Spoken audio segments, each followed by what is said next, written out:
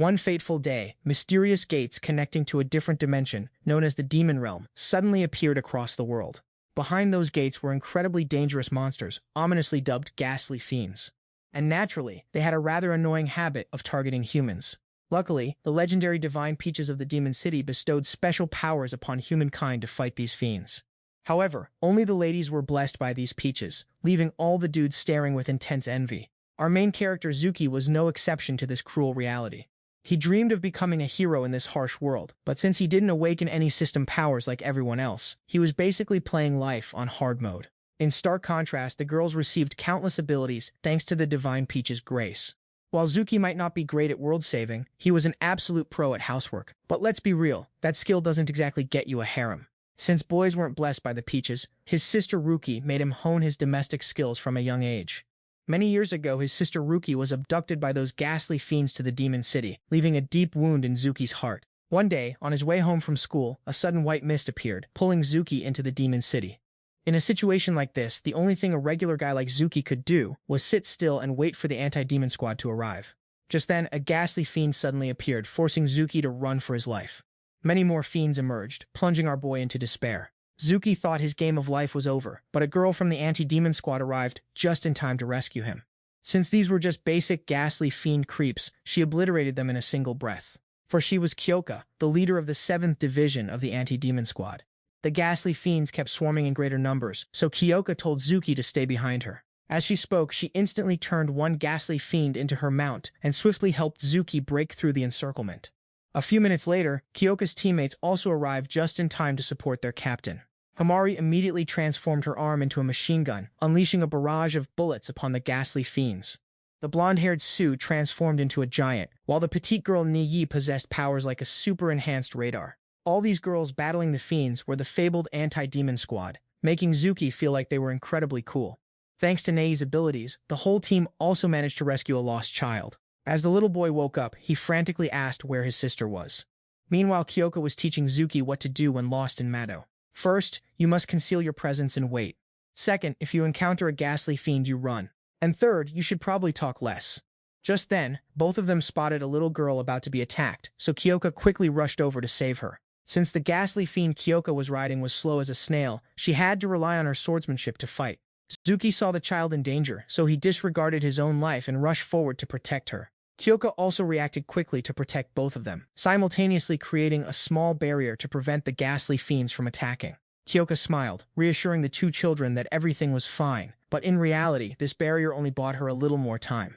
Although Kyoka possessed supreme swordsmanship, her friends often mocked her, saying that with such an ability, her dream of becoming the general captain was far-fetched. Kyoka's true power allowed her to turn ghastly fiends into her slaves. She had never used it on boys, thinking they were useless. But now that she was backed into a corner, it was a high-risk, high-reward situation. With that, Kyoka asked Zuki for his help, making our boy incredibly excited at the thought of becoming a hero. But then the truth of becoming her slave hit him like a truck. Zuki was terrified at the mention of fighting, but since he'd already blurted out that he'd do anything, he had no choice. Kyoka immediately extended her hand and said, "Become my slave." Zuki had never naturally touched a girl before, so this was his chance to shine. And when he licked Kyoka's hand, he immediately transformed into a super powerful monster known as an infinite radiance. One punch and a ghastly fiend was instantly gone for good. Even Kyoka and her squad didn't expect him to be empowered to this extent. She quickly put the little girl on his back, and together, they charged through the ghastly fiend's encirclement. With Zuki's power, Kyoka was like a tiger with added wings. But honestly, the feeling of riding on him was kinda nice. Thanks to this, Kyoka quickly reunited the little girl with her teammates. Just then, the trash-tier filthy demons they just defeated decided to level up, merging into a gigantic boss monster. Kyoka told the squad to get the kids to safety, confidently declaring this overgrown monster was all hers. This colossal demon then casually ripped out a giant boulder and chucked it right at our two leading ladies. As if a mere rock could stop our heroines. Please, Zuki, our casually OP boy, instantly sliced straight through the boulder, allowing Kyoka to blitz the demon and one-shot it. This left the other girls completely floored, wondering who this mystery man was and why he was so ridiculously powerful. Once the temporary power-up contract ended, Zuki popped back into his regular human form. Kyoka then told everyone to head back to base, because she had some important business to settle with our boy. Even Kyoka herself was blown away by his power, so she generously offered him a lifetime contract as her official personal assistant, whether he wanted it or not. Yeah, about that. Hard pass, thanks. And then, out of nowhere, Kyoka planted a surprise kiss on Zuki, completely flustering him. But then she instantly called him a pervert, leaving our boy utterly bewildered. Classic tsundere move. Turns out, in this world, if a subordinate completes a master's request, the master has to dole out a reward proportional to the difficulty. So, that kiss? A payment. Hearing this, Kyoka immediately suggested another reward, which our boy Zuki quickly noped out of, knowing this whole deal was getting way too spicy. But wait, Kyoka insisted she didn't want to either. Her body just moved on its own. Yeah, sure. Kyoka had never encountered a situation like this before, because usually she just tossed some meat at the filthy demons, and that was that. With that, Kyoka pinned Zuki down and started showering him with kisses, officially upgrading him from a normal dude to the legendary, suffering from success harem protagonist. While getting kissed is cool, it's even cooler if you guys go watch this scene yourself. You won't regret it. And just like that, our boy Zuki, the ultimate harem magnet, had his first kiss stolen by Kyoka. While our boy was still reeling from the unexpected romance arc, Kyoka launched into a serious explanation about the filthy demon's existential threat to humanity. But apparently, the current general commander of the demon-slaying squad was completely checked out. Like, don't care if the world ends levels of checked out. Which is why Kyoka wants to become the new general commander and totally revolutionize the demon-slaying squad. Get that girl a promotion! Naturally, Kyoka then invited Zuki to join her squad, leaving him completely flabbergasted. Our boy was totally down, but he confessed he wasn't exactly a genius at school or a sports star. The only thing he truly excelled at was housework. Cue the OP household skills arc. But Kyoka said that was perfectly fine. Her team desperately needed someone to handle all the chores, essentially making him their official house husband. Plus, Zuki just bravely risked his life to save that kid, even as a regular guy. So, he's got heart. In his old world, Zuki would probably just be another ordinary guy, endlessly grinded by the corporate machine. But here in Mado, he could actually fight the filthy demons, get revenge for his sister, and become a hero. Kyoka was actually pretty impressed by this hidden fire. Being a member of the demon-slaying squad and getting Kyoka's rewards? Yeah, this is a situation our boy absolutely couldn't say no to. And Kyoka was super pleased. She'd officially reeled in a new team member. Next, Zuki was brought by Kyoka to Squad 7's base for his official introduction to the rest of the waifu squad. Zuki was initially stoked, thinking he'd be the one lucky dude among a squad of powerful women. Ah, the harem dream. But then Kyoka introduced him to everyone as their new manager. Zuki was utterly dumbfounded, realizing the demon-slaying squad clearly doesn't recruit people based on actual fighting prowess. Kyoka explained, well, my girls are super strong, but they're also a bit high maintenance, and we desperately need someone to clean up after them, so we're all counting on you, boss. Our boy was utterly crushed. This was literally just the same corporate grind, but with more demons. Only Nei genuinely welcomed him, but Zuki nearly choked when he found out she was an 11-year-old elementary schooler, who also happened to be his superior. Still, Kyoka was just thrilled to have him join Squad 7. More manpower for chores. After officially joining Squad 7, Zuki's first mission, deep cleaning the dorms, the heroic saga begins. Just then, a filthy demon dared to attack, but thankfully a magical barrier kept our boy safe. Nei, fresh out of elementary school, explained to Zuki that their Squad 7 base was located right in Demon Gate City, which naturally meant way more filthy demons than your average neighborhood. Mado itself is split into 8 different sectors, each one defended by its own elite squad. Thanks to Nei, Zuki got a crash course on Mado, though he still couldn't quite wrap his head around being bossed around by an elementary schooler. Just as the filthy demon was getting a little too close for comfort, Himari casually one-shot it. Problem solved. Zuki, ever the worried house husband, chastised Himari for almost shooting him, but she, being the resident sniper waifu, thought he was questioning her perfect aim. She then immediately ordered Zuki to get dinner ready, threatening to absolutely verbally obliterate him if he dared show even an ounce of sass. It was at this exact moment our boy realized he was in fact at the absolute bottom of the food chain in this elite squad. Even after getting an earful, the dinner he whipped up was so unbelievably good that the entire squad instantly started showering him with praise. If he can cook this good, they thought, his cleaning skills must be god tier too. This psychological manipulation was so flawlessly executed that Zuki almost forgot his main goal here was to become a hero, not a glorified house slave. And when he dared to even mention this to Kyoka, Himari immediately warned him, because apparently, you don't talk back. Thankfully, our resident tsundere Kyoka has Zuki's back, so let's all give her the benefit of the doubt. And if this guy even thinks about anything sus, Kyoka's ready to make sure his nightingale never sings again, if you catch my drift. While cleaning the watchtower, our boy Zuki accidentally stumbled upon a majestic panoramic view of Himari's scenery. Himari suddenly looks up, but thankfully, Zuki managed to duck out of sight just in time. Right then, Zuki hears Sue's voice and tries to explain it was all an accident, but she already caught him red-handed, peeping at someone in the bath. Since our demon princess Sue has never encountered a boy before, she turned herself tiny to stalk Ruki, and voila, she snapped this gem. If this photo ever gets out, Zuki's nightingale is officially retired. So naturally, Sue forces our boy into a life of servitude, making him her personal slave. So Yuki is now stuck cleaning Susu's room, which, let me tell you, is an absolute disaster zone. Clothes, belongings, even her delicate items are just strewn everywhere, leaving our boy feeling super awkward. But Sue, being Sue, just tells him to chill out because he's the cleaner, right? But just as he picks up that piece of clothing, our little demon princess snaps yet another blackmail photo. At this point, even a full-body cleanse in the river won't get him out of this mess. Ruki, bless his naive heart, figures even if he gets tattled on, it'll probably be fine. Because Kyoka is totally absolutely 100% reasonable, right? Right on cue, Zuki casually spots Kyoka and Himari mid-training session. And just like that, some random stinky demon shows up outside, giving Kyoka a perfect excuse to absolutely demolish it like a pro wrestler. If Kyoka ever gets the wrong idea about any of this, our boy Zuki is a goner before he can even utter a single word of explanation. Afterward, Nyei informs Zuki that the three sisters are heading off to school, which means our boy gets to stay home alone with Sue. And apparently, Sue is a good person, so he shouldn't worry at all. She's good in a metaphorical sense, sure, but literally. Let's just say pure and innocent isn't exactly the vibe she's giving off. Once the other three sisters are out, guess who's on limb massage duty for Sue? But then he suddenly remembers he's a wolf, not a bunny, so he decides it's time to put this demon princess in her place. But then, remembering he doesn't want to become that guy, he backs off. Turns out, our boy Ruki used to massage his older sister when he was little, so his hands are surprisingly skilled. Since this is her first ever shoulder rub from a guy, Sue is absolutely intrigued.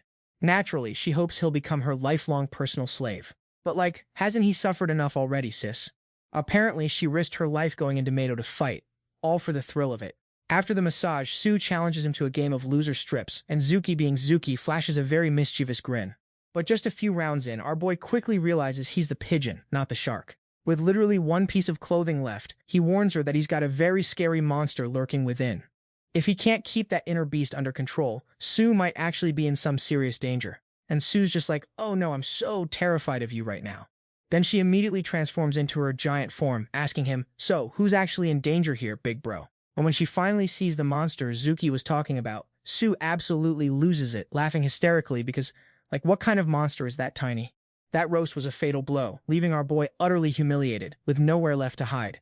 Right on cue, a giant stinky demon suddenly attacks the base, rudely interrupting their game session. Since Kyoka's crew is gone, Sue has no choice but to go full giant form, fighting the stinky demon like she's a literal Power Ranger. She spins the poor thing around like a Beyblade, before finishing it off with a devastating kick. After obliterating the monster, Sue's a little pooped, because, going giant mode takes a lot out of you. And in one careless moment, Sue takes a cheap shot right to the face from another stinky demon Manhwa. The lesser stinky demons below keep merging into Manhwa, making its body grow bigger and bigger. So Sue tries to use her ultimate transformation, but for some reason, it's not activating this time.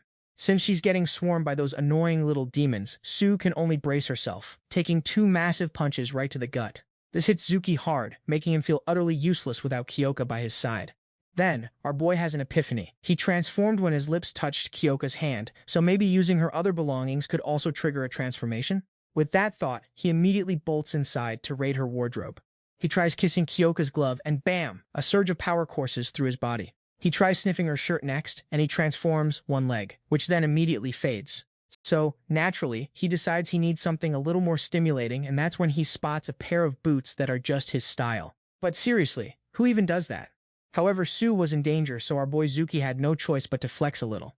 If licking a shoe would make him a hero, he'd be doing it right now, no questions asked. Meanwhile, little Sue was getting absolutely bodied by this Manhwa thing, probably payback for teasing her big bro. See, every time Susu gets hyped in a fight, she transforms into a giant, but then she runs out of juice and reverts back to her small, default form. Just as Susu was about to hit the dirt, Zuki swoops in with a half transformation, because dramatic entrances are mandatory. While Susu was busy grappling the ugly demon, Zuki popped a flying kick, sending that Manhwa straight to the Shadow Realm. After that killer blow, Zuki reverted to human form and tumbled right into a shaggy rift creature. And when she saw Zuki's monster suddenly turn into a full-blown phoenix, her face went whiter than a ghost.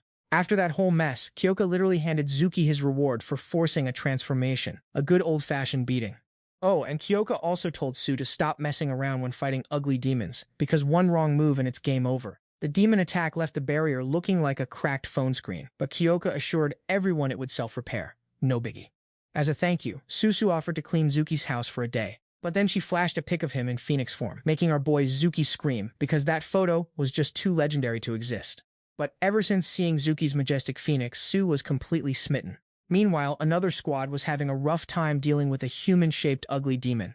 Turns out she's Zuki's long-lost big sister who vanished years ago. Sensing her little brother was in Mo, Abba immediately set off on a quest to find him. Today was a rare day off, so Kyoka decided to treat our boy Zuki to a trip back to the human world. Kyoka in normal clothes? Absolutely stunning. Our boy Zuki was instantly floored. But when he asked where they were headed, Kyoka gave Zuki the coldest shoulder in history. Back at base, little demon Susu was also trying to figure out where they went. She asked Nei and found out Kyoka took Zuki to the memorial for all the unfortunate souls lost in the demon disaster. Kyoka still vividly remembers as a child watching hordes of ugly demons spill out of the demon city and wreak havoc. And among those hordes, there was one superior demon she called the Monohorn. According to the reports she got, the anti-magic squad quickly sent those demons packing. But later, she found out that Monohorn had actually bounced back to the demon city through some kind of portal.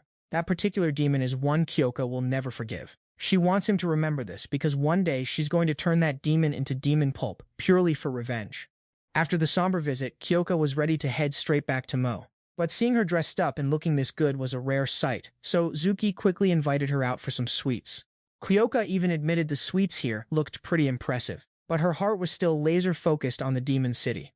Zuki knew that feeling all too well, having lost his own sister to the very same demon city disaster. But if Kyoka kept pushing herself like this, Zuki worried she'd burn out before ever getting a chance to face that Monohorn. And then Kyoka took her first bite and flashed a genuine smile. That smile made Zuki freeze for a moment, reminding him of his own lost sister. Turns out, his sister had taught him all sorts of cooking skills from a young age. Just then, Kyoka's phone blared with an urgent alert. Something big was going down in Mado. So naturally, Kyoka transformed Zuki into her personal speed mount to get back to Mado ASAP. The moment they arrived back at base, Kyoka unexpectedly summoned our suffering from successive boy into the changing room. Because his reward for the trip? Getting to take off Kyoka's socks. Zuki totally loved it, but he had to play it cool and act all shy, which just made Kyoka absolutely furious. Even Zuki didn't realize how much his inner self actually wanted to, earning him a scolding from Kyoka for being two-faced. Currently, a massive sinkhole just popped up 21 kilometers south, crawling with ugly demons. So Kyoka declared it a major mission for Squad 7, and Zuki was practically vibrating with excitement. Thanks to Zuki's speedy transport, Kyoka arrived at the scene way ahead of the rest of the squad. Kyoka wanted to observe from above, while Himari and Susu went in to stir up some chaos down below. Apparently, these ugly demons merge into a supergiant after taking some damage, so taking out the big one is way more efficient. Just as planned, Susu was suddenly blasted. From afar, Aoba, riding a magnificent unicorn, materialized through the white snow, completely baffling everyone, as it was their first time seeing such a human-shaped demon. Mid-sentence, Abba suddenly lunged at Himari, sending our poor girl flying a good 10 meters. It took Kyoka ages to finally track down the unicorn, but the person riding it completely caught her off guard. Aoba introduced herself as a warrior clashing with the anti-demon squad, currently on a quest for her younger brother, who she proudly declared was the most handsome guy in the entire world. No sooner had she finished speaking, Aoba instantly lunged to attack Kyoka. Aoba fought while rambling about how her younger brother had always shadowed his dear older sister since childhood, reminiscing about the good old days of strictly teaching him a lesson. Just as Aoba was about to spill the name of her precious little brother, a massive, grotesque demon abruptly crashed the party. Which of course meant Aoba instantly sent it to the Shadow Realm in a single beat. And as Ruki witnessed Aoba's furious face, he was hit with a strange yet incredibly familiar sensation. Because that face looked exactly like his older sister's whenever she was mad. But before Ruki could even get a word out, these two chaotic individuals lunged back into battle. After a single powerful strike, Kyoka was sent flying clear across the battlefield by Aoba. Seizing the moment, Aoba promptly snatched up Kyoka's subordinate. One person looking for her sister, the other looking for his brother. It all lined up perfectly, almost too perfectly. And as the two siblings finally locked eyes, a flood of familiar emotions washed over both their minds. While Aoba was still caught off guard, Kyoka managed to land a hit, wounding her sister. And so Aoba had no choice but to escape on her unicorn, leaving Kyoka absolutely fuming. Sister 7 tried to order Zuki to give chase, but he refused, prioritizing their endangered comrades. So Kyoka then commanded Zuki to prioritize protecting Susu and Himari instead. She berated herself for letting her anger get the best of her, nearly costing them their comrades. Thankfully, Himari and Susu received timely care, so their lives were out of danger. And Zuki's reward for this entire ordeal? Getting thoroughly stomped on by Kyoka. Classic. Even Zuki himself trembled at his own terrifying perverted potential. Oh, and Zuki also had something to report to Kyoka, and because our boss lady isn't one to waste time, she immediately got him to spill the beans. Kyoka was genuinely grateful to Ruki for pulling her back from the brink of anger. Though this particular brand of gratitude was a bit magical, but it was all conveniently aligned with Ruki's secret desires, which is why he ended up getting utterly stomped into oblivion. This was Kyoka's very first encounter with a human-shaped demon, but Ruki had a gut feeling that the thing was actually his older sister, which left Kyoka completely flabbergasted. Even though it was just his hunch, the demon was also staring at him with wide, curious eyes, making it highly probable that he was right. But Kyoka dismissed it as pure delusion, because that girl's younger brother was, by her own account, the most handsome guy on Earth. And then Zuki was once again rewarded by Kyoka in the exact same fashion. Poor guy. Despite being in an incredibly awkward predicament, Zuki's face looked absolutely ecstatic, like he'd just smoked a whole roll of divine papaya leaves. Because Kyoka was, shall we say, a bit exposed, and the moment Zuki noticed, she proceeded to stomp him senseless for everyone to see. Assuming that human-shaped demon was actually Zuki's older sister, he couldn't wrap his head around why she'd be attacking the anti-demon squad. But the overwhelming sense of familiarity when the two siblings met, that couldn't be wrong. He was so deep in thought that our boy almost ruined dinner for the ladies. As his superior, Newi demanded Ruki kneel down so she could teach him a lesson. But actually, Niwai just wanted to affectionately pat Zuki's head, and even offered to help the big bro prepare some simple dishes. Thanks to that, Zuki quickly regained his spirits. As for whether that demon was truly his sister, well, they'd find out next time. Meanwhile, Aoba was getting patched up by another human-shaped demon named Koko. After the recent skirmish, Aoba was now certain that monster was indeed Zuki, and she was very curious about how her little brother ended up joining the anti-demon squad. While Ruki was peacefully bathing, little Susu suddenly materialized behind him, immediately demanding to scrub his back. Classic harem antics. She claimed she was in a goofy mood and absolutely forbade him from turning around. At first, Ruki thought Susu was just messing with him, but the moment he turned around, he practically fled for his life, realizing she wasn't bluffing at all. Though deep down, Susu was actually kinda into being seen. Classic. No sooner had he escaped the bathroom, our absurdly lucky lead stumbled upon Himari, who was just about to take her bath, which naturally led to him being chased all over the house by her for daring to bathe without prior notification. The audacity! Just when Ruki thought his nightingale was about to stop singing, 2 members from Squad 6 suddenly appeared, effectively saving our lucky boy's bacon. The blonde was Tenka, captain of Squad 6, and the girl with twin braids beside her was Jakiho, who also happened to be Himari's older sister. The moment Tenka arrived, she wasted no time in getting acquainted with Slave-kun.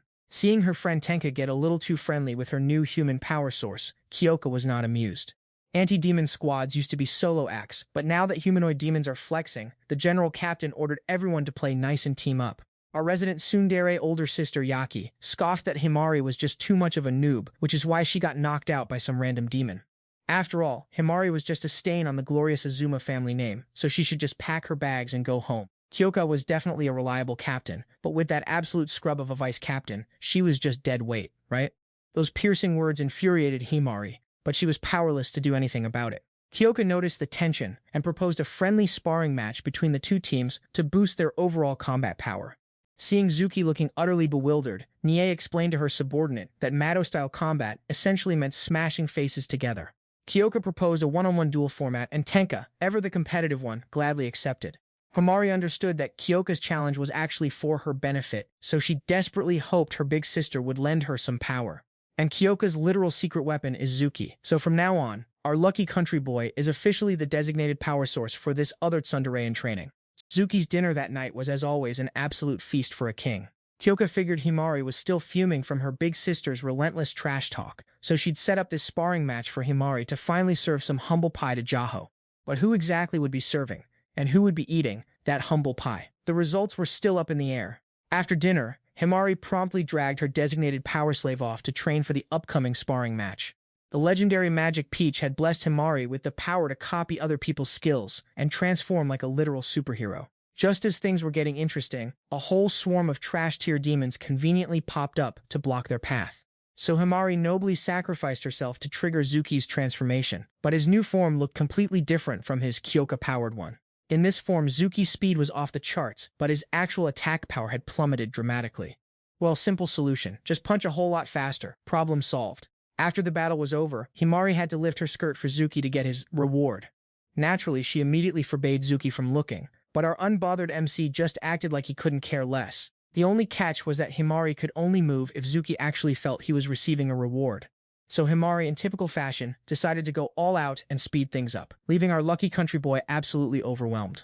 Most of the abilities Himari copied would unfortunately be severely watered down, practically useless. Even though using Kyoka's copied power meant giving Zuki a very specific reward, Himari was totally ready to offer herself up for that sweet, sweet strength boost. Turns out the Azuma family was a legendary bloodline of Mado users, but Himari was somehow the absolute clumsiest member of the entire clan, which is why she was constantly getting roasted and looked down upon by her superior older sister Zakiho. So Himari desperately wanted Zuki's help to absolutely curb stomp her older sister, hoping it would make her feel like a completely new person. Himari's heartfelt words made Zuki realize that, deep down, she was just like him, with her own quiet motivation to get stronger. So Zuki, being the good-natured guy he is, agreed to help Himari, but she, ever the tsundere, immediately huffed. What? Slaves don't get to refuse, so was that even a request? But when Zuki found out Zakio's power was literally time manipulation, he instantly regretted signing up for this absolute dumpster fire of a deal. Zakio couldn't wrap her head around why a total loser like Himari would even dare challenge her to a solo fight, so she was practically buzzing to serve up a massive plate of humble pie to her little sister on match day. Even with Zakaiho's ridiculously overpowered ability, Himari held firm to the belief that there were no strong enemies, only terrifying teammates. Zakiho, being the dramatic one, always struck weird poses when activating her abilities, so Zuki figured they'd better get the first strike in. To pull that off, Himari needed Zuki to channel every ounce of his power into his legs. As luck would have it, a stray trash-tiered demon wandered by, providing the perfect opportunity for a live power test. But channeling all his strength to his legs meant Zuki's arm power was practically non-existent, so it took him an embarrassingly long time to finally take down that single demon. And this time, the reward was Himori giving him a gentle head pat, which somehow surprised both of them equally. Kyoka gave a rare nod of approval for Himari's battle strategy, but she couldn't quite figure out why her little sister was just standing back and observing. Since truly mastering the power meant understanding its nature, Himari casually announced she'd just ride Zuki during combat. Kyoka's actual power was slave control, and the moment Himari mounted him, Zuki felt a massive surge of strength. With that, Zuki effortlessly took down the trash-tier demon with a single perfectly executed blow. And honestly, our unbothered MC was just as surprised as anyone that he could actually pull that off. But the moment he reverted to his human form, Zuki immediately realized he'd just been completely and utterly drained. Since that power-up drained him more than usual, Himari decided to offer an even bolder reward, instantly revitalizing our lucky country boy. Well, who knew being a designated power slave was actually the ultimate flex of all professions? In the following days, the members of Team 7 continued to throw themselves headfirst into relentless training. And after those ridiculously grueling days, they finally mastered their very own secret technique. Despite all the suffering, smiles still lit up both their faces, leaving Kyoka. Finally, the day of the friendly match arrived and Tenka was already at Squad 7's base super early. After all that training, Himari was confident she could totally snatch the win from Yakio. Because, well, her sister had never seen this power before. But after the friendly match, Himari and Zuki would each go their separate ways again. While they were both bathing, their older sister Sahara from Squad 6 unexpectedly asked to join them. She rarely ever goes out, so she's probably incredibly strong. Afterward, the two sisters coincidentally ran into Yakio in the hall, so Himari told Susu to back off a bit and let Big Sis talk. Himari always prepared meticulously for every competition, but she'd always end up sick the day before. So, Yakio wondered if her little sister would collapse before the match again this time. Just then, Zuki stepped in to end the sisters' squabble, and just by looking at Himari's expression, he knew exactly who won this round of verbal warfare. Since Himari had put in so much effort recently, Zuki was convinced she would be the winner. After arriving at the competition venue, Zuki had to write his name on a board. Because Gina's ability from Squad 10 allowed for the recovery of all injuries within the barrier, and only those whose names were written on the board were permitted to enter it. Gina even complimented her own power, calling it absolutely top tier, since some believed that the peach fruit would bestow abilities based on a person's demeanor. And when the two squad leaders praised her, our girl was absolutely thrilled, flying high in the clouds. But when someone tried to strike up a conversation with her, Gina openly looked down on them. Since she wasn't a combat member, she had made a ton of cheering gear for everyone. The first match would be an Azuma family civil war between the older sister Yakio and the younger sister Himari. Yakio wanted her sister to return to the family immediately if she won this match. But Himari declared that she wasn't a crybaby like back then anymore, and instantly triggered her Zuki transformation. The battle had just begun when Zuki immediately gave Yakio a taste of a secret technique, forcing her to rewind time. When she saw Yakio's fatigued appearance, even though the match had just barely started, Himari realized her sister had just used her ability. Himari wasn't too surprised, knowing she couldn't defeat her sister with just one move, so she had prepared many battle plans for this match. But Yakio believed that Himari wasn't the only one who had improved over time. Rewinding to a minute before, Himari really wanted to know if Yakio had trained for today's match, but it was better not to ask this clueless older sister. And when she found out Yakio hadn't even bothered training, Himari became even more determined to win. Back to the battle, the weapon Yakio used was a modified rifle from Mado. Yakio planned to stop time just as Himari was about to land. But before Yakio could even use her time stop, she was hit by a shadowless kick from Zuki. Every time she got injured, Yakio would rewind time by 5 seconds, and each time she returned, she would know Zuki's next attack, allowing her to devise a counter. Yakio tried to stop time earlier, but both Himari and Zuki had already read her move and quickly moved out of attack range. When she saw Yakio sweating buckets, Himari knew they were absolutely on the right track. Zuki also clearly felt Himari's intense desire to win, so he fought with 200% of his power. Looking at the overall situation, it seemed Zuki and Himari were completely dominating Yakio. But as far as the squad leaders were concerned, Yakio wasn't someone who would go down that easily. Himari could also feel how well Zuki was fighting for her, so she planned to apologize after the match for mocking him earlier. Every time she used her ability, Yakio would strike a strange pose, and Zuki could use that to plan their next move.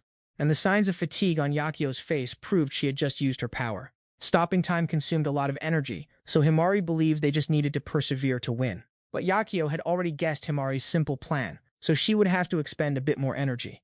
No sooner had she finished speaking than Yakio stopped time for 10 seconds, leaving both Himari and Zuki no time to react. If she only stopped for 5 seconds, Yakio wouldn't have enough range to attack Zuki, but 10 seconds? That was a completely different story. And when time resumed, Zuki and Himari were instantly knocked flat to the floor. Stopping time for 10 seconds took longer to activate than 5, but she had already foreseen that they would try to dodge. Even everyone in the stands couldn't believe Yakio could stop time for a whole 10 seconds. She then proceeded to mock Himari's skill, saying it wasn't enough to face her. Right now, Himari and Zuki had just gotten absolutely clobbered, and if either of them couldn't get back up, the match would be over. So, all her squad sisters outside were wholeheartedly cheering for Himari. But Yakio thought it was all useless, since Himari had always failed in big events up until now. Himari's ability allowed her to use Kyoka's power, but she couldn't immediately switch to another ability. Yakioho's taunts finally broke Himari, who just couldn't deal with her efforts seeming to go nowhere. But our boy Zuki, always the pragmatist, knew they couldn't just give up here. Because, let's be real, no matter how arrogant Yakio seemed, she was sweating buckets by now. He was just one step away from victory, and if his master was going to keep being all teary-eyed, he'd just have to carry the win himself. Thanks to Zuki's inspiring words, Himari rejoined the fight, much to Yakioho's utter disbelief. Yakioho was absolutely gassed by now, but still tried to squeeze out a few more pathetic trash talk lines to intimidate them. But Himari, channeling her inner shonen protagonist, declared that never giving up was Team 7's true strength. Yakioho initially held back, wanting Himari to truly feel despair, but it was clear that strategy was backfiring spectacularly. Back in the fight, Himari decided it was time to unleash her ultimate skill on Yakioho. At this point, Zuki suddenly charged headfirst at Yakioho, surprising her that these two were fighting so recklessly. But before Yakioho could even activate her time stop, Zuki suddenly reverted to his human form, unleashing a blinding flash of light. In the instant time stopped, Yakioho found herself facing only one person, which utterly bewildered her. And as the 5 seconds of stop time ended, Himari suddenly appeared from below, serving the high and mighty queen a nice shiny lead candy. Yakio's counterattack did manage to knock Zuki down, but Himari instantly followed up, putting Yakioho out cold right after. Himari was the last one to struggle back up, making Team 7 the winners of the first match. Even Kyoka couldn't believe Himari had researched Zuki's abilities so thoroughly. Seeing Zuki sprawled out on his back, the rest of the waifu squad started getting seriously worried. Normally, if Zuki took a direct hit from Yakioho like that, he'd be instantly deleted from the plot. But thankfully, they were inside Gina's healing barrier, so all his injuries were already fully regenerating. It was only then that Himari realized Zuki was practically draped over her, making her blush crimson. Still, she was genuinely happy they managed to snag the win. Meanwhile, on the other side, Yakioho was actually pretty happy to see her little sister, who used to be a crybaby, had finally grown up. So, after she came to, Yakioho officially acknowledged that her sister had gotten much stronger and, naturally, demanded she come back to the family clan. But Himari, ever loyal, told her she belonged with Squad 7, completely stunning Yakioho into a petrified silence. Since the previous battle was so intense, it was time for Himari's special reward ceremony for Zuki. The second she stepped into the kitchen, Himari grabbed a drink from the fridge, then casually gave our ridiculously lucky boy Zuki a kiss that sent him absolutely to the moon. As far as Tenka knew, this was Zuki's first real fight against a human. Zuki could have absolutely folded Yakioho with his very first attack, but since she was human, he subconsciously held back. And Yakioho, during her 10 seconds of stop time, also inexplicably didn't finish off the two of them, leaving Tenka completely speechless. But Zuki's performance? On the servant level scale, it was a solid 10 out of 10, no questions asked. The second match was about to begin, but Himari and Zuki were nowhere to be found, so Susu went to call them. Inside, however, Himari was clearly not done rewarding Zuki. She just kept kissing Zuki over and over, leaving our boy feeling high as a kite on cloud 9. But she quickly added, in full tsundere mode, that Zuki shouldn't get the wrong idea, as this was just the price for using his power.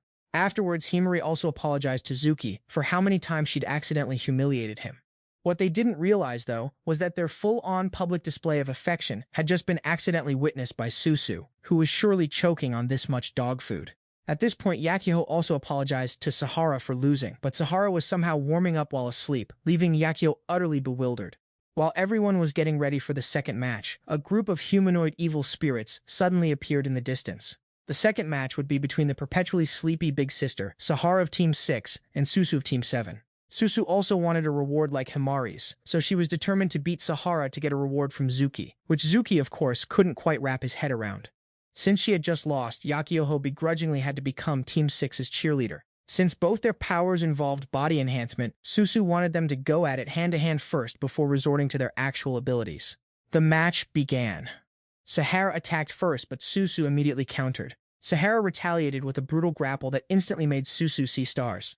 But after that hit, Sahara suggested they just use their powers, which instantly made Susu lose all her fighting spirit. But then Susu, being a good sport, just decided to indulge her friend by activating her revolutionary Jade body skill and expanding her form.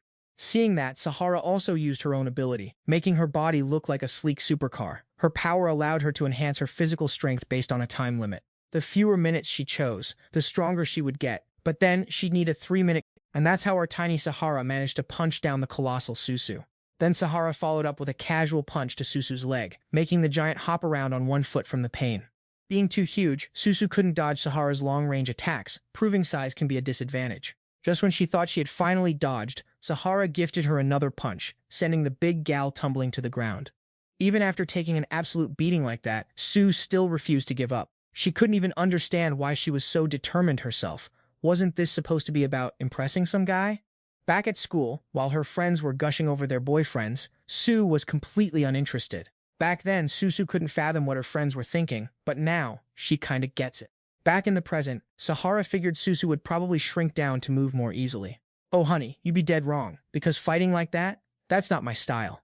With that, Susu decided to go even bigger, preparing to crush her opponent with sheer body mass. Sahara managed to hold on for a bit before Susu caught her and finished her off with the divine Rulai palm.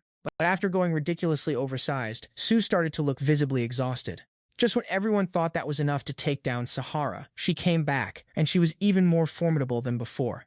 Because if Sahara loses consciousness, her primal battle instincts take over her body. With this newly supercharged power, Sahara absolutely clobbered Susu, exposing her weakness and snatching victory immediately after. Which incidentally is also why Sahara was trained to be able to fall asleep anytime, anywhere. After the battle, Gina healed both sisters, and Susu apologized to the captain for losing, her face clearly showing her sadness. But Susu wasn't sad about losing the match. She was sad because she accidentally let Zuki see her in such a pathetic state. Seeing this, Zuki offered to get Sue a drink, but she politely declined. What she really wanted Zuki to do right then was just forget that pathetic match. But Zuki didn't see anything pathetic at all. She just didn't fully understand her opponent's abilities, which gave Sue some comfort. After that, Susu told the guy to close his eyes for a moment. And the moment Zuki closed his eyes, Susu surprised him with a kiss. Our blessed boy, ecstatic from the kiss, asked why Sue did it. She just said she needed something exciting to shake off the shock of losing the match. After this match, Susu knew she needed to work even harder to boost her value in Zuki's eyes. While everyone else was fighting, Kyoka still had Nei scout the surrounding areas. And that's when she spotted 3 humanoid demon brutes watching from a distance. One of them even noticed Nei trailing them and asked her to deliver a message to the anti-demon squad. The real battle was about to begin. Right on cue, a swarm of demon brutes suddenly emerged to attack, interrupting their friendly match. But Gina confidently told everyone not to worry. Her top-tier barrier was still holding strong. She literally just finished speaking when a humanoid demon brute shattered Gina's barrier in a single instant. So Kyoka called an immediate halt to the friendly match to engage in real combat. While Tenka escorted the non-combatants back to the dorms, Kyoka and the rest prepared to fight. Hearing the commotion, Zuki and Susu arrived just in time to join the battle. Susu immediately went giant mode to sweep away the hordes of demon brutes. The moment Susu was ambushed by a demon brute, Sahara transformed to cover her. While the two physical powerhouses were busy clearing out the demon brutes, Himari confronted Jiren, but her attacks had absolutely no effect on him. Rai summoned a pillar of lightning to strike Himari, but Zakiho arrived just in time to rescue his junior. He felt like his move had been completely seen through by Zakiho. To fight the humanoid demon brute, Himari asked the captain for permission to use Zuki's power. Although he was bound to Kyoka, she immediately agreed, believing that if Zuki had two masters, he would transform into an even more powerful form. Just as Kyoka predicted, after Zuki kissed Himari's hand, he transformed into a new, incredibly powerful form, the Infinite Radiance Battle Cloud. He felt that with this newfound power, he could execute a move just like that legendary A did. With that thought, he concentrated all his power into his mouth, then unleashed a massive Kame Blast. The Kame Blast obliterated the demon brutes in front of him. Both of them continued to surge forward, sweeping away the remaining demon brutes. As for Kyoka, she was confident that everything would be fine, knowing that Tenka was still there. After getting Nei and Gina to safety, Tenka was informed by Nei that two more humanoid demon brutes remained. To make up for the interrupted captains match, Kyoka and Tenka decided to show everyone exactly how real captains fight. Meanwhile, Gina was absolutely kicking herself, regretting that she couldn't watch Captain Tenka and Captain Kyoka fight. But Zuki said she just needed to touch her, which made our girl absolutely ecstatic. Any creepy demon daring to show up in front of Kyoka gets instantly turned into mincemeat. Normally, these demons can't be harmed unless you use special peach powers to destroy them. But Kyoka, being Kyoka, is an absolute exception to this rule. Because our girl developed a unique technique, she can wipe out these demons without even needing peach powers. Thanks to that ability, Kyoka became a squad captain, and now with Zuki by her side, she's practically unstoppable, like a dragon in the clouds. Speaking of which, Gina decides to strip down, just like she's in some random cooking show. Meanwhile, Ren is just spamming lightning attacks, trying to strike down whatever's in his way. His firepower is so intense, all she can do is desperately dodge. And in one careless moment, Jaco took a direct hit from Ren's attack, costing her an arm. So Yakioho had to rewind time, but doing that seriously drained her power. Just as Ren was about to land the finishing blow, Tenka suddenly appeared, instantly making him sense impending doom. Because by this point, Tenka had already wiped out Ren's entire summoned demon army in the blink of an eye. According to reports, there are two more humanoid demons left, so Tenka casually decides Ren will be the first one to get sent to the Shadow Realm. And Ren, being the battle-hungry villain he is actually pretty hyped to face off against someone this strong. At this point, Squad 7's combat power had received a massive boost, all thanks to Zuki's new power. But the demons just kept swarming in, an endless horde, and no matter how many they defeated, more just kept pouring out. Because of this, Kyoka had to jump into the fray herself to provide backup for Zuki. Meanwhile, Sahara and Susu were doing great work too, but Ren completely ignored them because his real target was only the squad captains. Right then, he immediately fired a lightning bolt at Tenka, but she quickly teleported right behind him. Ren continued to spam projectile attacks at Tenka, but trying that on someone who can teleport is basically just a waste of time and energy. After she finished her scandalous striptease, Gina quickly found another outfit so she could keep an eye on the captains. Then Tenka unexpectedly created a vortex, giving Ren a slight injury. So he enveloped his body in lightning, continuously assaulting Tenka. But Tenka was completely unfazed, not only taking no damage but even countering him with a punch. Tenka then quickly created a gigantic vortex, sucking Ren right into its depths. Because she possesses the power of space manipulation, an ability called Heavenly Imperial Decree of Fate. Witnessing Tenka's terrifying power, Zuki felt her goal of becoming the general commander might be a bit out of reach, but Kyoka was still absolutely convinced she'd be the next one. After that, everyone split up to finish off the remaining demon remnants. Even though they had cleared out the main demon horde, Nii's report indicated that there were still other humanoid demons lurking about. Nii searched all around the area but couldn't find any trace of them. And she even apologized to the others for her delayed discovery, but they both reassured her it wasn't her fault. Tenka even threw some praise Zuki's way, which made our boy pretty flustered. After that battle, Gina officially became his #1 fangirl. On another note, Himari thanked the older sister for saving her earlier, but Yaki just explained it was purely for the family's honor. Waki really wanted her little sister to return to their family, but Himari refused, which left Waki completely frozen in shock. The friendly match ended in a draw, and both of the sisters regretted not getting a proper chance to fight each other. Zuki was just about to wash up and relax for a bit, but then he unexpectedly received a reward from Himari and Kyoka. Even though they had mentally prepared themselves, neither of them expected that this time they'd have to share a bath with Zuki. Himari tried to calm herself down, thinking it was just like bathing a dog, so there was nothing to be embarrassed about. This made Zuki so ecstatic he couldn't even speak. One wrong word and he'd probably just melt on the spot. Afterwards, Nii drew the appearances of 2 enemy generals for everyone to see, and her drawing skills left Zuki completely speechless and in awe. These new ones looked completely different from the demons Zuki and Kyoka had fought before, leaving him wondering why Tenka didn't show up this time. That very night, while Zuki was sound asleep in bed, Tenka unexpectedly teleported right into his room. The next morning, Kyoka, Himari, and Zuki all headed over to Squad 6's dormitory, because Kyoka and Tenka had an important meeting coming up about the humanoid demons. In the meantime, Himari and Zuki could go get acquainted with the rest of Squad 6's members. Since Squad 6's manager was currently absent, Zuki would be taking over as temporary manager there on Tenka's behalf. And when Zuki saw Tenka's teasing smile, he suddenly, our casual manager Zuki was really just being asked by the higher-ups to clean house. But the 6th squad's dorms weren't as trashed as the 7th, so Zuki felt like he barely had to lift a finger. Probably because the 6th squad actually had a manager already. After tidying up, Zuki moved on to laundry, but plot twist. These were all girls' clothes, so our country boy hesitated to even touch them. He mused that he did this for the 7th squad all the time, though. Guess he just wasn't used to this particular vibe, so he awkwardly gave up.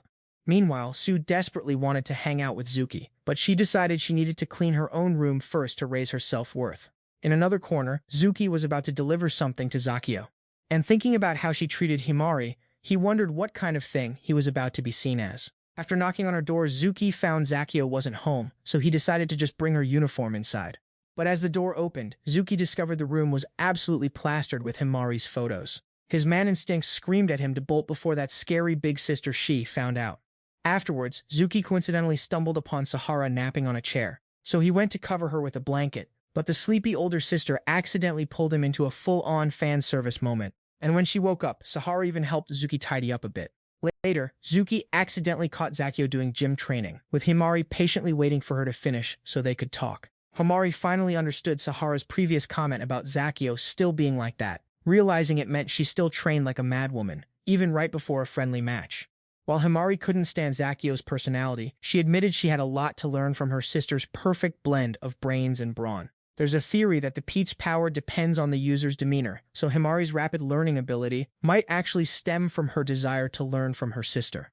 Zakio's manipulation powers were similar. Perhaps she just wanted more time to spend with her sister. Of course, Himari would never believe that for a second, since Zakio had been bullying her since childhood. In the end, Sahara just wanted the 2 sisters to talk to each other more. And from what Zuki saw in Zakio's room, he also hoped the 2 sisters could get along better. So Himari brought a towel for Zakio, but was met with such blatant disdain that she totally lost it. Sahara even invited Himari to Zakio's room to play, making Zuki extremely concerned about what might be inside. Back at the meeting, Kyoka suggested that the 2 teams track down the humanoid ghouls first to gain the upper hand. So far, Tenka had counted 4 of these humanoid ghoul entities. Despite having dealt with one earlier, Tenka couldn't shake the feeling that she hadn't actually finished it off. True to Tenka's gut feeling, Jen had just returned to base to regroup with the 2 remaining ghouls. Because before Tenka could suck him into a black hole, Seacock had created another spatial gate to rescue Ren. He thought he could still fight, but Seacock reasoned that retreating was the smarter option. Earlier, she had wiped out the entire 3rd squad, but without its captain. That's why they attacked the 6th and 7th squads, to test the captain's strength, and realize they were incredibly powerful. Therefore, Seacock decided to wait until all 8 of them were gathered before attacking again. After a final exchange, Kyoka and Tenka finally wrapped things up. But before leaving, Tenka casually hinted that she wanted Kyoka to cede Zuki to her, which caught Kyoka by surprise. "Well, I've been a top student since I was a kid, so life's just been so boring. Can't you just give him to me?" she asked. In return, Tenka promised to vote for Kyoka in the upcoming general captain election. However, Kyoka retorted that she'd become general captain through her own strength, and besides, her hometown was full of people as cunning as Tenka. But Tenka, the absolute audacious legend, still insisted on dating Zuki, leaving Kyoka utterly speechless. Zuki was pretty shocked himself when he learned Tenka wanted him. He argued that he was currently the manager for the 7th squad, and they really needed him. But Kyoka had already said she wouldn't interfere with Zuki's personal life, so he was free to date Tenka all he wanted. Still, living in this squad meant he was being worked to death by those girls, so where would he even find the time for a date? Zuki planned to shower before bed, but the bathroom had already been taken over by the girls. He was happy Tenka noticed him, but he came here to be a hero, not a house pet. Just then, Tenka unexpectedly appeared in Zuki's room via a teleportation gate, completely startling him. She then sat down and told our flustered lead that she had her eye on him and really wanted to date him. It was that very heart, sacrificing everything for its owner, that made Tenka fall head over heels for him. She then called him a cute little pet, making our boy Ruki absolutely speechless. And just like that, Tenka surprised him with a kiss. She even hit him with the classic, "My heart just tightens every time I see you." And then, without warning, Tenka shoved Ruki onto the bed, ready to cook our boy. She even used a spatial gate to magically yank off his shirt, leaving our poor lead completely defenseless. Bro had the perfect setup, but if he wasn't going to take the bait, then he truly was our Mr. Unflappable. Just then, Susu burst into the room to ask Ruki to play games, only to catch the two of them getting rather frisky in bed. Kyoka had said she wouldn't meddle in Ruki's personal life, but breaking into another squad's dorm in the dead of night, that was a serious lapse in judgment even for her. Susu wholeheartedly agreed with Kyoka, declaring such late-night shenanigans completely unacceptable. With that, Kyoka ordered everyone to disperse and head back to their rooms. But it seemed like Waife Tenka wasn't giving up that easily. The next morning, Kyoka decided to test their subordinate lending power, preparing for a battle against human-formed demons.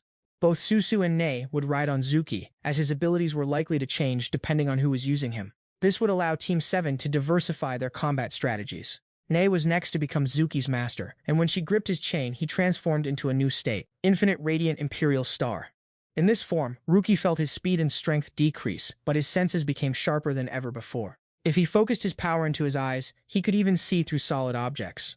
And of course, he accidentally saw some things he absolutely shouldn't have, leaving poor Himari screaming in embarrassment. Since Kyoka was directly lending power to her teammates, she was expending more energy than usual. After the transformation ended, Nei rewarded him with a sweet kiss on the cheek. Maybe because she was still so young, our boy didn't press his luck for anything more. Kyoka also apologized to Nei, having mistakenly thought she was supposed to be the one to give rewards when others used the power. Realizing this, little Susu started plotting to make sure our Mr. Unflappable would no longer be so unflappable. So she told the captain that she also wanted to transform. Kyoka warned her that she might have to give him some rather dubious rewards, making Susu act a little nervous to keep her older sisters from getting suspicious. Afterwards, Susu hopped onto Zuki's back, looking incredibly excited. And with Susu as his master, Zuki transformed into his Jade Manhwa form. In this state, his strength increased immensely, but his speed dropped considerably. Kyoka noticed Zuki's form was like a literal chieftain, so she decided not to let Susu borrow his power anymore, making her shout, "Hold on, big sis!" What if, she argued, I use my giant transformation ability? Wouldn't Zuki transform along with me? At that, both simultaneously activated their Jade Body Revolution, resulting in poor Zuki getting squashed completely flat. Susu's reward for Zuki ended up being bandaging him up, which absolutely annoyed this scheming little devil. Kyoka had to expend a lot of energy, lending her power to the younger girls, and it seemed she'd have to get used to this new routine. Just then, an alarm clock rang, signaling it was time for Nei to go to school, which made Zuki wonder why his little sister was even in the anti-demon squad. So, Zuki asked the captain for permission to take Nei to school, as he had quite a few questions for her. To make it happen, Kyoka handed him the anti-demon squad's official pass. After stepping through an interdimensional gate, the two siblings found themselves back in the human world. There, Zuki asked Nei why she joined the anti-demon squad, especially since juggling school with such tough work seemed impossible. It turned out Nei's parents had mysteriously vanished one day, and people speculated they might have been dragged into the demon realm. That's why she decided to balance school with her work at the anti-demon squad, hoping to find them again. There were rumors that people thought lost in the Demon City catastrophe had suddenly called home or been spotted by others. Her ability to gain clairvoyance by eating peaches was likely her intense desire to find her parents manifesting as a unique power. And he believed Nei's parents were still alive because he harbored the same hope for his own sister. Meanwhile, the general commander ordered all captains not to immediately attack human-form demons upon encounter, as it seemed he actually wanted to negotiate with them. Because if they could extract information from them, who knows, they might prevent a full-blown demon realm catastrophe. However, Kyoka found that plan far too naive, believing those demons would never listen to anything they had to say anyway.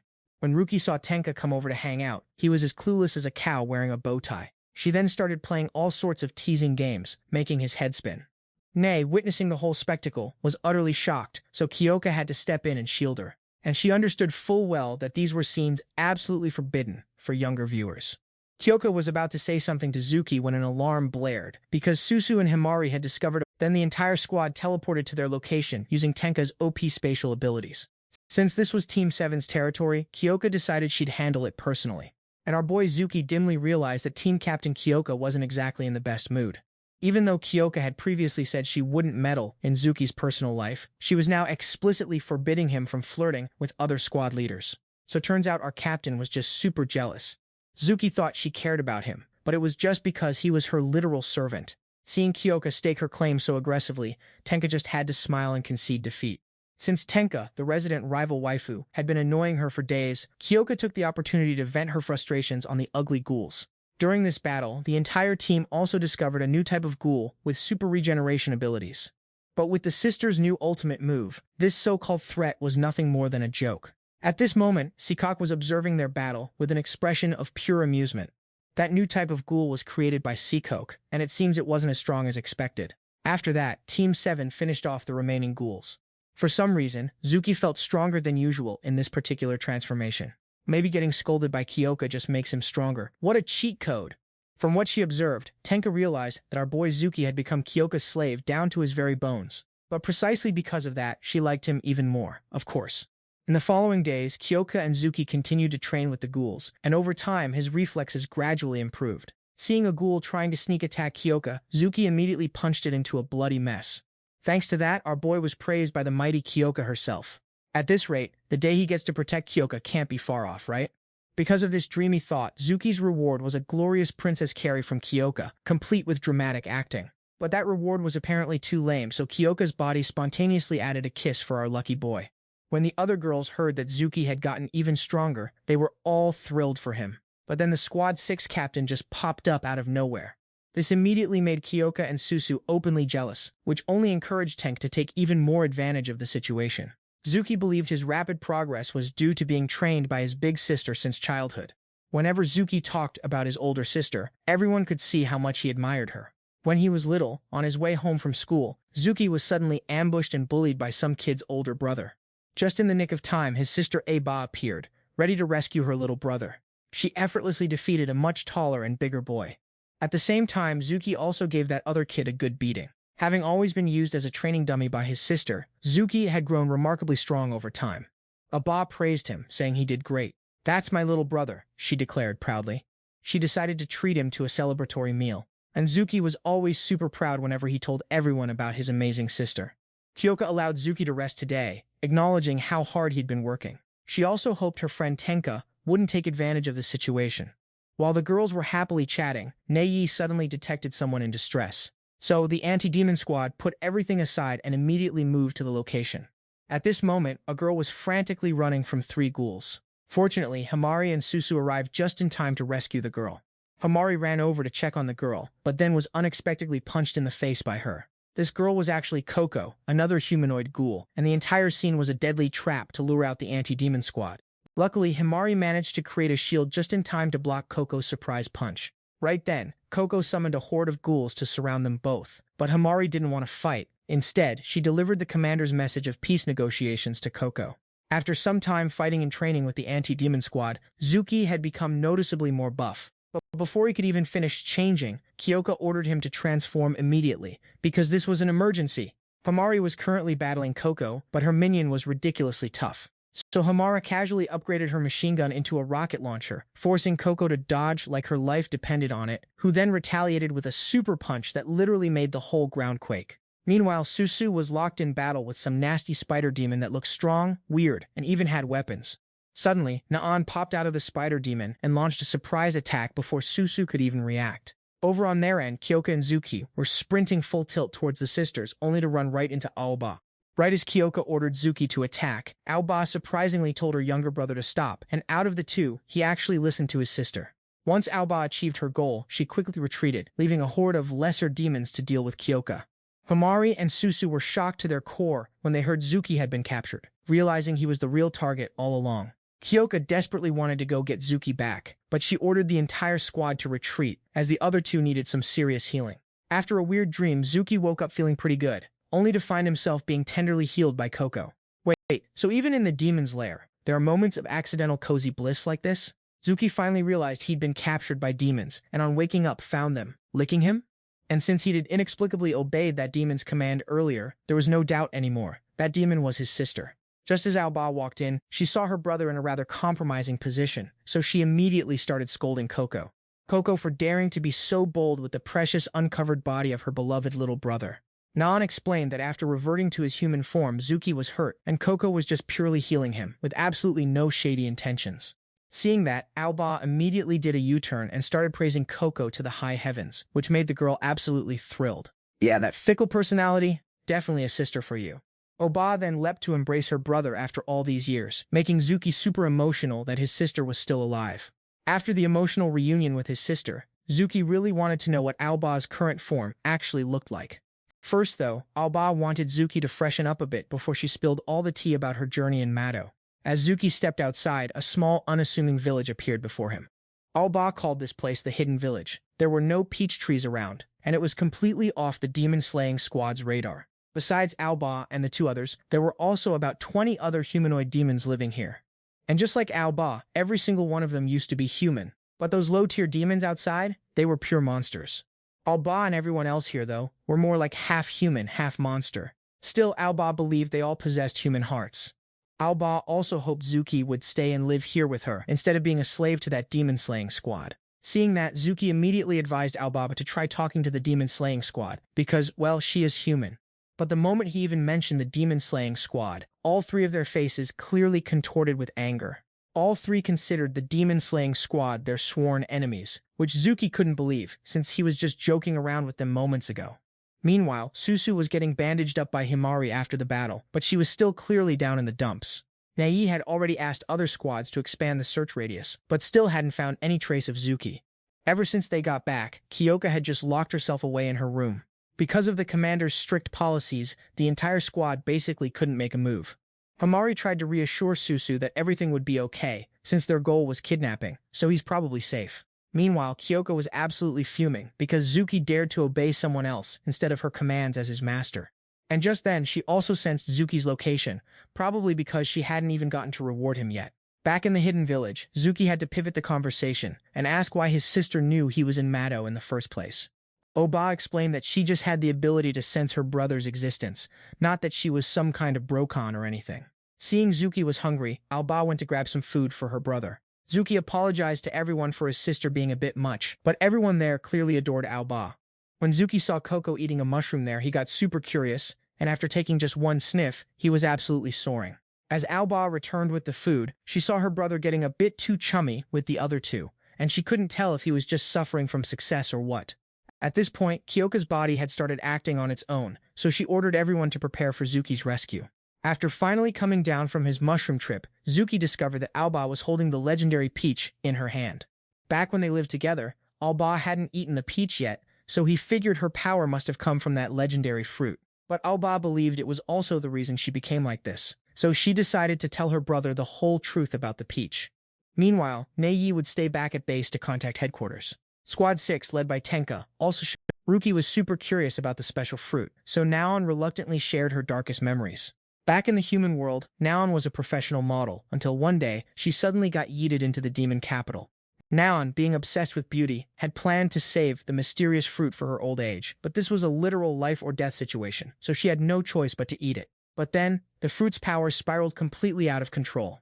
When she finally woke up, Naon found herself in a place called the Yin-Yang Lair, a facility dedicated to researching ghouls. And that's when Naon's body started undergoing its first terrifying changes, leaving her utterly shocked. Because of this, these folks immediately demanded Naon's cooperation, seeing her as a rare and valuable existence. When Naon initially refused, they literally knelt and begged, citing the survival of humanity, so she eventually agreed. The result? They experimented on her body like she was nothing more than a lab animal. Luckily, in that dire, do-or-die situation, Naon awakened the ability to phase through objects, helping her allies escape. Many other half-cows also managed to escape the research institute in various ways, but they all shared the same tragic story. And Naon's story left Zuki utterly astonished. Unlike Coco and Naon, Aba's fruit power also spiraled out of control, but she managed to find this place in time and fight to retain her humanity. That's why Aba had to meticulously plan Ruki's rescue. Because the anti-demon squad itself has a very dark side. Since the demon capital was a matter of national interest, the anti-demon squad had completely covered up the truth. The proof is that Zuki only learned the full truth when he met Abba's group. That's why Abba decided to gather forces to attack the yin-yang lair and rescue all the victims who shared their plight. All three of them had even managed to tame some exceptionally powerful ghoul individuals. And one of them was the unicorn, which happened to be Kyoka's sworn enemy. Seeing this, Zuki advised everyone to stay calm, believing the anti-demon squad would never just stand by and do nothing. But Abba argued that talking was useless, especially since their own commander was just sitting by and watching. She also reassured her little brother to stay calm, as everyone here possessed incredible recovery abilities. No sooner had she spoken than Abba discovered the anti-demon squad had appeared near their base. After some movement, Squad 6 and Squad 7 eventually located Abba's hiding place. It wasn't until today that Tenka finally experienced the feeling of losing something precious, and she was determined to level this entire place. But Kyoka insisted they prioritize rescuing Zuki first and avoid unnecessary conflict. And if they encountered any humanoid ghouls, they were to try every method to talk to them, as per the commander's orders. Just then, a pack of ghouls unexpectedly appeared, but they were instantly wiped out by a time-stopping ability. Sue intended to transform into a giant open the cave entrance, but before she could even shift, Coco appeared right in front of the cave. Coco ordered her pet to attack, but Sahara easily blocked it with just one hand. Therefore, Sue and Sahara decided to engage Coco, so that everyone else could go inside and rescue Zuki. Inside the cave, there wasn't a single peach tree, which everyone found incredibly strange. Just then, Naon unexpectedly appeared and blocked their path, leaving them no choice but to fight. So, the Alma sisters decided to step forward and engage, giving the others time to go rescue Zuki. Abba advised Zuki to stay inside when Kyoka suddenly appeared. While Abba was distracted, Tenka used a teleportation gate to whisk Zuki away. Seeing her little brother snatched away by these two girls right before her eyes, Abba was absolutely furious. But before all this, Kyoka had wanted to finish rewarding Ruki, as her actions were currently quite limited. But at this point, who was the master, and who was the slave, really? Tenka was absolutely livid seeing her friend just casually sucking Ruki's hand right in front of her. So she politely requested to share in the reward, leaving Kyoka utterly speechless at her audaciousness. Tenka suggested they hurry up with the reward so they could regroup with Himari's team, leaving Ruki baffled that these two could even be planning in such a situation. Because the rewarding was taking way too long, Abba eventually tracked down Kyoka's hiding place. But as Abba attacked again, Zuki unexpectedly rushed forward, shielding both of them. He pleaded with his big sister to listen to what he had to say. And upon seeing Zuki's resolute expression, Abba had no choice but to give in. Only when Abba's killing intent finally subsided did Kyoka truly believe that she was Zuki's older sister. Seizing this opportunity, Zuki decided to tell Tenka and Kyoka the entire truth about the special fruit and the yin-yang lair. Back at the base, Nei had prepared a table piled high with food for the girls' return, believing that Zuki would also come back safely with everyone. Meanwhile, Sahara and Susu were struggling against Coco because the commander's orders meant they couldn't go for smaller, more precise attacks. And when Coco stubbornly refused to talk, the two finally unleashed their peach powers. While everyone was busy duking it out, another gang of humanoid demon bullies was lurking around, ready to scavenge the scraps. At this point, the Azuma sisters easily took down all the small fry demons. Though they spent less time fighting and more time picking on their sister. Since she wasn't quite sure about Yakioho's peach power, Naon just quietly observed the two of them. If she was given the green light to attack, she'd definitely pick a different target. If what Zuki just told Kyoka was true, then she was absolutely going to obliterate the Onmyo dorm. But Abba didn't need any of that, because she was going to personally dismantle it herself. Plus, earning the trust of these two captains meant absolutely nothing to her. Abba didn't quite trust the two of them either, especially since Kyoka had treated Zuki like a literal slave. However, when her brother claimed he became Kyoka's slave to become a hero, she finally realized he actually saw these people as his comrades. If Abba insisted on launching her attack, a lot of people would be in serious danger, so Kyoka and Tenka would stop her no matter what. At that, Abba was momentarily speechless, caught completely off guard. With such conflicting views, there was no way to avoid a head-on collision. Then A3 summoned a literal unicorn, instantly turning the battle into a classic 2v2. Coco was set to clash with the unicorn. Meanwhile, A3 was ready to throw down with Tenka. Oh, and by the way, she also casually introduced herself as Aoba's future sister-in-law, which just made Aoba want to smash the girl in front of her even more. Back on the surface, Coco was absolutely brutally owning Sahara. Meanwhile, Susu was locked in a showdown with Coco's pet. Despite having a ton of advantages, every hit she landed just bounced off like it was nothing. Turns out, Kuma was a defense-type demon, and Coco was a slippery speedster, which meant physical attackers like them couldn't even leave a dent. After a grueling battle, they finally managed to take down the spider demon, even if it meant getting their clothes shredded in the process. And in a split second of letting their guard down, Naon sneak attacked Himari, leaving Zakiho totally panicking. When Sikoku found out Abba's crew was duking it out with the anti-demon squad, he instantly recognized it as the absolute perfect chance to swoop in and grab some easy loot. Meanwhile, Nei was just quietly praying for everyone's safe return. Back in the thick of it, Aoba unleashed an energy blast towards the two captains, but they both dodged it like it was nothing. Meanwhile, Kyoka also managed to land a solid slash on the unicorn. Ever since their first showdown, Kyoka had been training super hard, just to keep her cool when fighting the unicorn. Even without Zuki by her side, Kyoka's top-tier swordsmanship was more than enough to get some sweet revenge for everyone. Meanwhile, Tenka conjured up a black hole to attack Abba, but it totally missed its mark. So Abba decided to crank her speed to max, effortlessly dodging all the black holes. And thanks to that, Abba gave Tenka quite the heart attack. While eating too many peaches can be super dangerous for regular humans, for Abba, it was basically her infinite energy cheat code.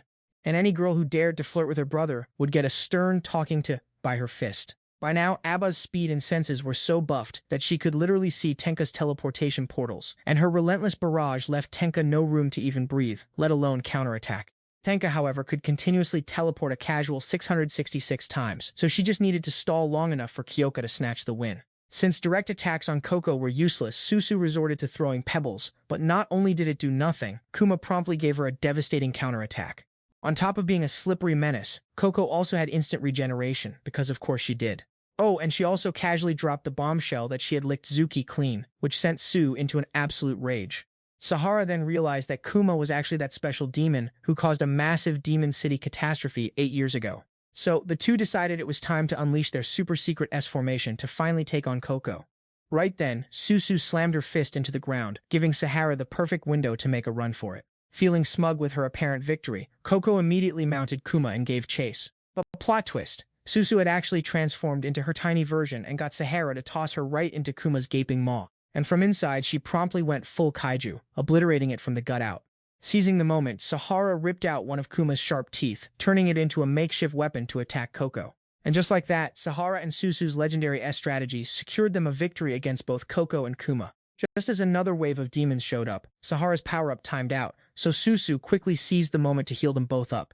Even though they managed to take down the spider demon, Yakiho still had to casually rewind time to save.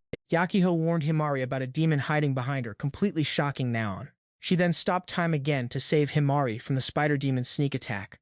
Naon's tactic was to use the demon to ambush Himari, and every time Yakiho had to stop time to save her little sister. Thanks to this, just as Naon was about to launch another sneak attack, Himari managed to rescue her big sister. Yakiho's face looked exhausted, leading Himari to realize how much her sister had protected her, and now it was her turn. Naon could hide within the ground, making her untouchable to Himari. But our resident time stopper claimed her own abilities could do it. She then asked Himari to form a circle formation with her, waiting for them to appear. But Himari disagreed, saying it would be too hard to link up with the captain that way. Yakiho couldn't use her power much more either.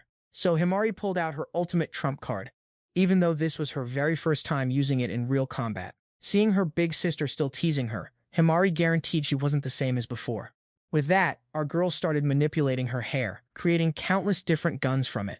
Himari then unleashed a massive barrage, shattering the surrounding rock walls. And thanks to that, both sisters pinpointed Naon's hidden location. Even Naon had to respect Himari's recklessness, as the rocks in the cave would soon bury everyone.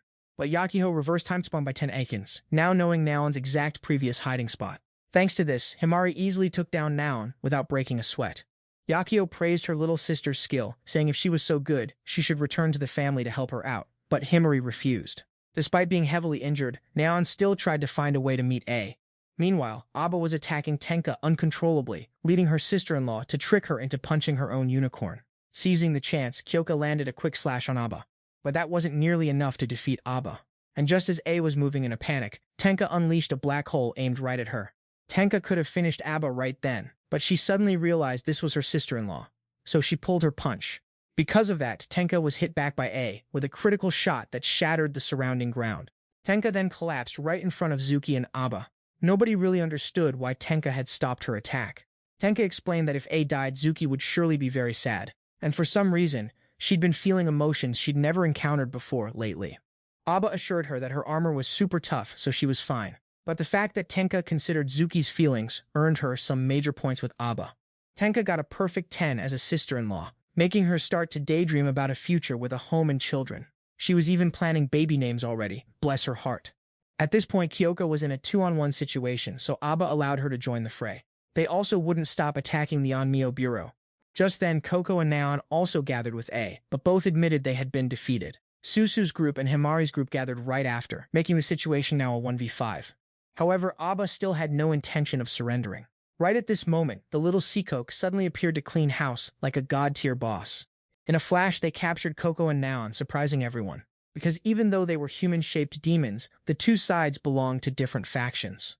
Seacoke arrogantly declared herself the ruler of demons, and their goal was to destroy humanity. Kuma unexpectedly rushed to save Coco but was blown away by Joru. And if Aba hadn't stood in the way, Zuki would have been blown away too. Aba immediately joined the battle, but her unicorn unexpectedly betrayed her, because any demon bitten by Seacoke's snakes would regain its inherent brutal nature. In a mere moment, the unicorn became Seacoke's subordinate and turned to attack Aba. Luckily, Kyoka managed to free Zuki just in time, and now it's our boy's turn to step up and protect his sister. Meanwhile, Nei had a bad feeling when her sisters didn't return, sensing something was definitely off. Back in the day, Kyoka lived a super peaceful country life with everyone in her village. But then, the Mado disaster struck, stealing everything precious from her, and now the culprit behind that massacre stands right in front of her. This particular Unimon had significantly powered up, so Kyoka's slashes were having absolutely no effect. Even though Shikoku had achieved their goal, this high and mighty villain still wanted to stick around and watch the show. At first, both Kyoka and Zuki attacked relentlessly, but couldn't even scratch the Unimon's armor. But once Zuki concentrated his strength into his arm, his punches finally started to land with some serious oomph. So the Unimon decided it was time to activate its new, more menacing form to deal with Zuki. It transformed into something like a scorpion, then charged straight at our boy to ram him. With so many injured behind him, Zuki had no choice but to brace himself and block that fiend's attack head-on. And by channeling his raw strength, he managed to actually stop the Unimon dead in its tracks. Seizing that perfect opening, Kyoka quickly sliced off one of the Unimon's arms and its horn. Right then, Zuki used his special chains to completely immobilize the Unimon. This was it, Kyoka's moment to unleash the fiend-slaying sword skill she had trained tirelessly for all these years. This final strike was for her villagers, for her friends, and for all the blood, sweat, and tears Kyoka had shed. After eating Kyoka's ultimate move, that Unimon was quite literally reduced to a pulpy mess. In this triumphant moment, Kyoka inwardly pledged herself to her homeland. After witnessing such a satisfying display of power, Shikoku decided it was definitely time to make a hasty retreat. She even gave Kyoka props for being pretty strong, and was especially impressed by our boy Zuki. Even though Tenka was severely injured, she still forced herself to get up and escort her subordinates back to their dorms. But she immediately rushed back to meet her future in-laws, a classic harem move. Zuki finally breathed a sigh of relief when he learned that Nei had taken meticulous care of everyone. As for Aba, she no longer had any intention of causing trouble, having just lost 2 close comrades and that Unimon. So Aba decided to prioritize rescuing Coco and Naon above all else. Kyoka offered for Aba to accept the Anti-Demon Corps' protection, promising she'd do everything in her power to save Coco and Naon. Besides, Aba was also a victim of the Mado disaster. Kyoka also promised she wouldn't let the Yin-Yang Bureau's people run wild and do as they pleased. However, Aba refused, stating that while she could trust Kyoka and Tenka, she didn't trust the Anti-Demon Corps organization itself. Even though this place was destroyed, there were still many other hidden villages in Mado, and Aba would temporarily relocate to one of them. Tenka and Kyoka somewhat understood Aba's decision, realizing there was a very real possibility the Commander-in-Chief and the Yin-Yang Bureau were colluding. The Commander-in-Chief was extremely patriotic, but his personality was also notoriously terrifying. Tenka couldn't attack Aba because she was Zuki's family, but if it were the Commander-in-Chief, she definitely wouldn't hesitate to strike. Luckily, this conversation wasn't leaked, so hiding out in the hidden villages was the safest option Aba had for now. Thanks to this, Zuki finally abandoned his idea of inviting his sister to join the Anti-Demon Corps. And Kyoka promised that those who manifested peach powers, like Aba, only needed to lay low until the Yin-Yang Bureau was completely dismantled. When she saw everyone return safely, Nei was absolutely overjoyed. Zuki tried to thank Tenka before she left, but she just told him, "Save that for when we're alone together." Even though the battle was over, she couldn't return to her human form yet, since almost everyone on the team was injured. Zuki was pretty sad he couldn't be with his sister, but everyone here treated him like family anyway. After finishing her bath, Kyoka finally released Zuki's powers. She then casually demanded our boy get cleaned up, because his reward would be happening in her room, sending him into instant shock. And this, folks, is what went down in Kyoka's bedroom.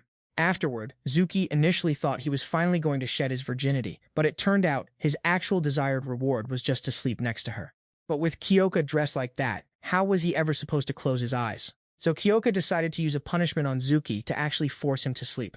Since his sister used to drag him into wrestling practice, Kyoka decided to let him re-experience that good old feeling. And thanks to that, our boy finally drifted off to sleep. But seriously, why does this whole scene feel just a little bit off? Meanwhile, Naon and Coco had just been swallowed by some strange entity, because a few days later our boy Zuki, ever the gracious host, threw a massive bash to celebrate the post-battle vibe. Even with the epic feast about to drop, two of our resident blue-haired waifus were still going at it, verbally sparring like it was an Olympic sport.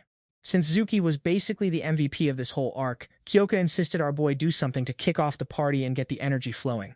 Zuki wanted to give a long, heartfelt speech thanking everyone for saving him, but let's be real, nobody's got time for that, so he just got straight to the good stuff. The Himari squad, fresh out of the infirmary, finally got their chance to welcome him back, and our unbothered lead was genuinely touched by all the love. Later that night, Zuki held his sister's memento, remembering Kyoka's promise in the cave. She'd become the Grand Commander and totally overhaul the anti-demon squad. And just like that, Aba put all her faith in Kyoka to get it done. Before she left, Aba surprised her little brother with a huge heartfelt hug. She also handed our boy Zuki her broken hair clip, asking him to work his magic and fix it. And he promised, no matter what, he'd find a way to bring his sister back to the human world. Zuki always fought to be a hero, but now he'd be fighting for his sister as well. The next morning, Tenkatelele casually waltzed in to wake up her darling, making our boy Zuki absolutely thrilled to bits. But just as things were getting cozy, Kyoka burst in to wake him up too, instantly walking in on their lovey-dovey scene, which sent Tenka running for the hills. Our boy Zuki, ever the smooth talker, casually explained, "Oh, she just popped by for a quick visit and then bounced. You know how it is." Naturally, this earned him an instant lecture from Kyoka for daring to talk back to his master. After getting royally chewed out by Kyoka, our poor MC looked visibly worn out, truly suffering from success. After that last battle, Himari realized she was still too weak and vowed to train even harder, and our resident OP lead, Zuki, was more than happy to help his friend level up. And while everyone else was busy power leveling, Susu was deep diving into online love advice, trying to unlock the secrets of Zuki's heart. According to Susu's totally scientific analysis of Zuki's current affection levels, her plan was to play hard to get and make him miss her, a brilliant strategy that was destined to fail spectacularly. Just then, Nei detected a foul demon popping up, so the entire squad quickly geared up for another mission. Zuki fought to be a hero, but now he'd be fighting to bring his sister back to being human once more. Meanwhile, Kyoka was fighting to become the Grand Commander, determined to change this messed up world. And Aba? She quietly watched them both fight from a distance, her own goal being to rescue her lost comrade.